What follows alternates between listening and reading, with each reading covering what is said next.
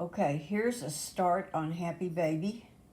So this is who we are ultimately trying to achieve. But I'm going to start us out just working on skin. This is real simple shaping on this, pretty simple shaping. Uh, so that's what we're going to start out with. I'm just going to start out with 3 pigments. You know, it would have helped if I'd gotten clean water. Yeah, I always use clean water on these. Don't do what I'm doing. Okay, so I have quinacridone coral. Don't need a lot. I do like to use a palette that has areas where I can mix a puddle rather than having just a totally flat palette. So I need to mix up enough color on this to do what I'm looking to have happen. This is New Gamboge. And so I'm going to put the red into the New Gamboge just because it's lighter. And what I'm looking for is a peachy color, but I don't want it to be too yellow. See, that's a little bit too yellow yet. This doesn't have to be some perfect mixture. Oh, whoa, I think... let me look at that. I think that'll do. Okay. So, then the secret ingredient, should you choose to use it, and consider this optional. But I'm going to put out a little bit of phthalo green blue shade. I only buy blue shade. You can make all the yellow shades you want so easily. There's just no reason to buy the yellow shade, in my opinion. I don't think it adds anything like you have with some pigments. All right, so I guess I'll keep the color handy, and I've got to have a paper towel in my hand. Anytime I paint, there's got to be a paper towel. It's supposed to be Viva. Gee, I didn't get the Viva handy here, so I'm using something else. Forgive me. All right, so what I'm suggesting, if you're a beginner to this, or let's just say that you haven't done one of these in a while, let's start out with just water.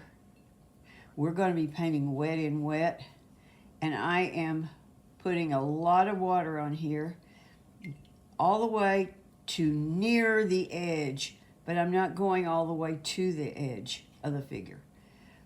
I want a lot of water. And I'm combining the hands and the head in my first application. So here we go. So this is really wet. If I was to tilt this, it would run. Okay, if it's, so I've got it tilted now. You probably can't see on camera, but I'm watching to make sure it's running and that there's enough.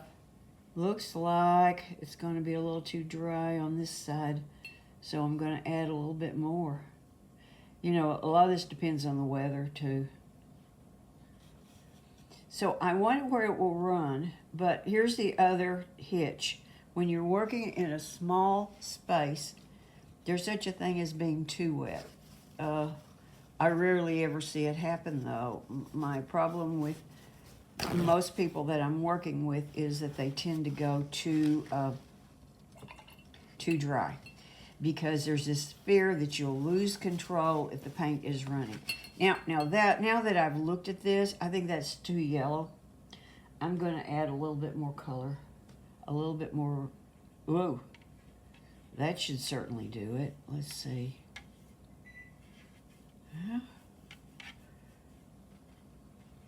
All right, some yellows, even though they're very, very light, they can carry quite a bit of punch.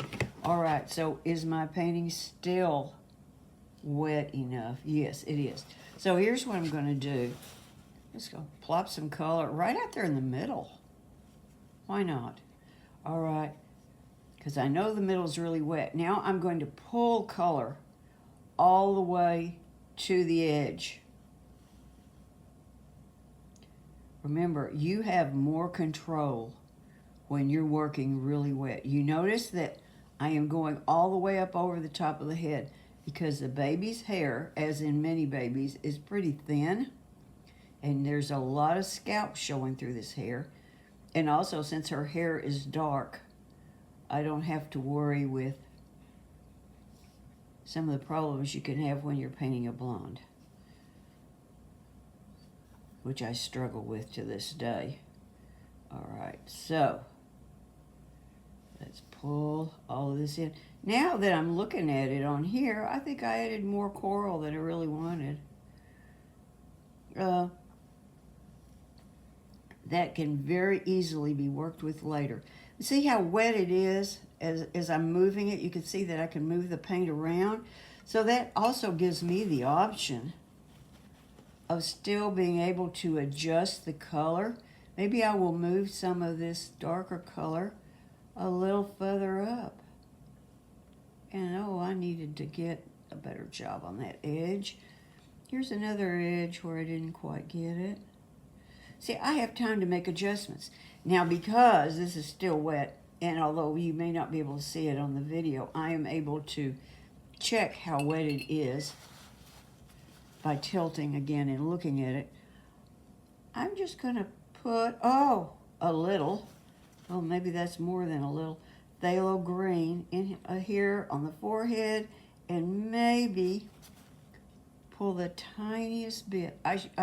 I recommend moving to a smaller brush when you do this, which I didn't, because I didn't prepare well enough for this video.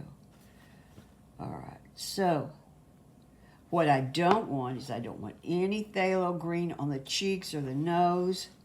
It'll make her look like she's, well, dying.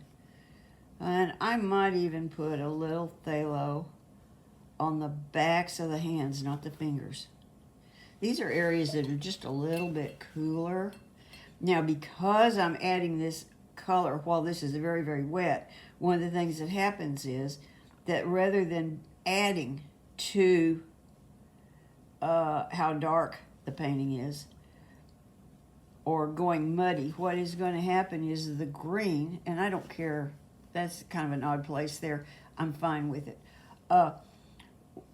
One of the things that the green does is it's pushing the peach color out of the way some. So the color is still relatively clean looking. Not totally, but relatively. So now we're going to let that dry naturally because, again, I'm wanting that gravity to actually pull that paint down into the paper just a little bit more rather than having it totally on the surface. If it dries naturally, I'll get a little bit more durable effect there. Okay, Happy Baby looks a little bit pinker and maybe just a hair darker than I would want. There are simple solutions to that, which I'm not going to do for this video because I'm in a hurry. But one, I could wash her just a little bit, give her a blot with a flat, smooth paper towel like Viva. Never a crumpled one, not on skin. Okay, I could do that and let it dry, and that would lighten her. If I wanted a touch more yellow in there, I could put just a super pale yellow wash on top. I'm not going to do that either. I think she'll be fine. All right, so now next step, we want to start putting some shaping in. So let's see. Let's look at the back of the hand here. Okay, see that shape right there? I'll do that one first. So again, there's a couple of ways that you can go about this. If you're new to this, you may want to pre-wet. So I tell you what, I'm going to do the cheek first. I'm going to do this spot here on the cheek. So what I'm going to do is, if I was new to this, I might actually, oh, by the way, wait a minute. I didn't explain. I put dotted lines on here to give us some of the basic shapes where the shading is. It's not anywhere near all of it, but it's sort of a beginning thing. And the thing is that this is the class is doing a little practice piece like this one, and then they are doing the whole painting on a larger sheet. So I suggest tracing the dotted lines, if you feel that you may need them, onto the practice piece, but not putting the dotting lines on the finished piece. At that point, you'll be more familiar with it, maybe a little more comfortable. All right, so start over here. So if you are new to this, or you're just feeling a little shaky about it, you can put a little bit of water down. Now this is different than when we wet the whole face. I want to see a little bit of water with just a tiny bit of sheen. It should not be runny, not be runny at all. So I'm going to take a little bit of my initial color. I could have put a little more yellow in that, but I didn't. So I'm going to, this is still a thin mixture. So you can see what I'm getting, particularly when it goes on top of the already existing color. And where it comes up here and touches the water, I'm going to get a soft edge. But I may want to control that more. So I'm going to wash my brush out and take most of the water out of it. I'm going to leave a little bit of water in the tip. See, I'm just hitting the body of the brush so that I could come around and pull up a little bit of that color if I wanted to. So you can see that, oh, there's a little place in there. Didn't go to the edge. All right, what I don't want to do is let down more water, because that'll create a real problem. The brush needs to be drier than when I put the water down and the paint down. It needs to be considerably drier. So, okay, so let's do that again. Let's just come in. She has a little highlight right here under her nose. And then she has this soft edge over here. Now, the smart thing, which I didn't do the smart thing as usual, the smart thing would be to make sure this area was dry before I did an area next to it. But we know I never do that. All right, so now I can even pull up some of the extra moisture here if I think it's looking a little too wet, but I still want to be able to see a little bit of visible shine there. All right, now I'm going to pick up a little bit of color, and this time I'm just picking it up on the lower half of my brush.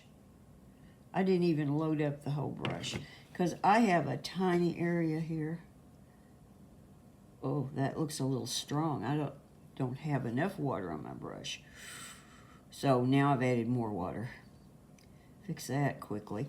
Now I need to take out some of the extra water and pull it up here to this edge. And so now it's running over into the highlight that I wanted to keep. So what I'm going to do is I'm going to squeeze the brush out entirely and just pull up some of this. I'll squeeze it out again and pull some up. If I have the right amount of water down, it probably won't run back in there. But what I can do also is I could put a tiny drop of water down here. You know, I did such a subtle job of that I'll probably have to go over it again. But the best, safest, smartest thing to do is not to go back in and touch it right now, but to wait. Okay, let's do one other area, and then I think I've explained it pretty well. I have a larger area.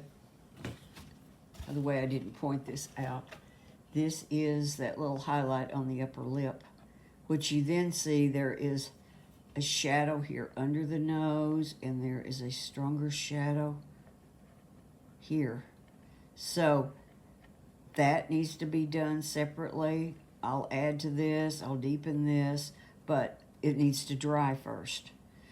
So what I'm going to do is I'm going to come up here and do some of the forehead, and I'll show you my strategy for handling. See, there's all this complexity in here, and that can get a little bit mind-boggling to try and handle all of these areas that really need to be joined together.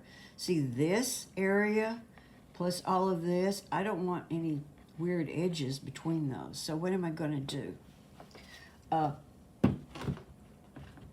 The technique for handling that.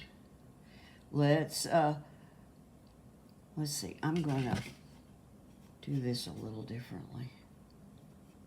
Put a little more water in this, because it had begun to dry too. That's the other thing. Your mixture can change over time, particularly if you get up and go fold clothes or something in between, or mow the lawn, whatever you do. Okay, so I want a fairly crisp edge right here. There. So I could come in here. I've got this marked. I could come in and do some of this. Let's see. Something like that. And here. And here's the thing. Oh, I'm losing track of where I need to be. Happens frequently. You know, it was just almost too much to watch here. So what am I going to do? Well, I'm going to give myself a break. I'm going to come in, and I might even tilt my paper. In fact, that's the smartest thing. I don't always do the smartest thing, but let's do it here. So I can tilt my paper like this. So what have I got here? I've got a nice soft edge there. Am I on the camera? Yeah. I've got a nice soft edge here. So I can come back in a little bit and add more color there when this is dry, and soften the edge coming this way. And that way I get that break mentally. And also, I can build up a little more interesting complexity the more that I do this in stages. This has more or less dried enough for me to add some more color here. Okay, let me tell you, the smart thing would be to make sure to stop and use the hairdryer. I could ruin the whole video here. Oh, whatever. Okay. So this time I'm going to come in and I'm going to put that little shadow that goes up here under her little nose and curves up this way, which tells you it's a little turned up nose. It's so cute. Okay, there. And then connected to that is a little triangle, because it's a little shadow. It comes down like that. And let's start up that way a little bit. And what am I going to do with that edge? Well, that looks plumb funny. Well, I'm going to take a little bit of water, and I'm going to tilt it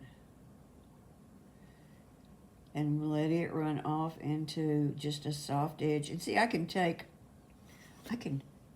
a little more water off the brush. I call that a water neutral brush. It's not letting water down, but it's not so dry that it sucks the life out of everything. And I could take that and I could kind of tickle that edge with it just a little bit. That's pretty good. There. So I think that gives you the general feeling for the techniques that I'm employing.